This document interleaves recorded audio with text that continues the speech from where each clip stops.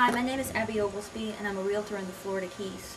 I just wanted to take a few minutes of your time to share with you how FEMA's involvement in Monroe County's downstairs enclosures affect my profession and my neighbors. Our population is largely made up of elderly. Some of these people have decided that they need to leave the area, they don't want to deal with the hurricanes, and want to relocate outside of Hurricane Alley. Others, their health is declining, and they decide to move away to be with family who can help them care for their health.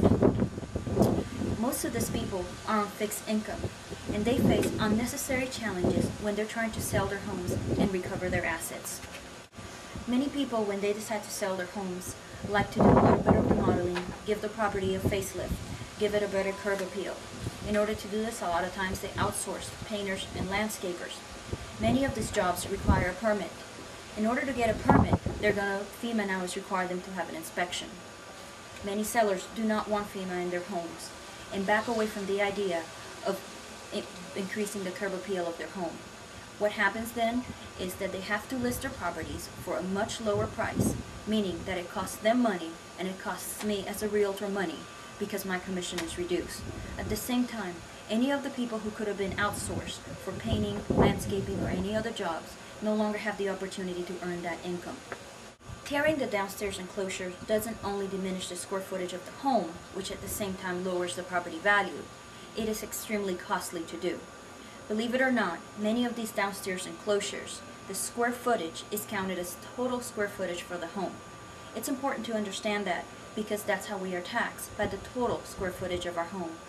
Once the county finds out that you have a non-conforming enclosure, whether it is by an inspection for a permit, whether it is by a neighbor turning you in, or whether it's simply by them driving by and seeing it from the road or from the waterways, you have to address it. They will send you a very nice letter telling you that they now know that you have a non-conforming unit, that it has to come up to compliance. They will give you a specific amount of time to do so. If you don't do it, they will then fine you. On the other side of the coin, we have buyers. People who want to have a place in the Florida Keys, who want to bring their money into our economy.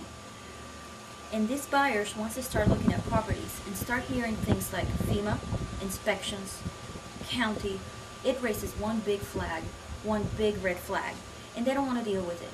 From personal experience, I can tell you that many buyers tell me, do not show me anything with a downstairs enclosure, regardless of the status. They don't even want to see it if it's simply storage. This affects directly about 65% of the sellers whose house just became not marketable for this buyer.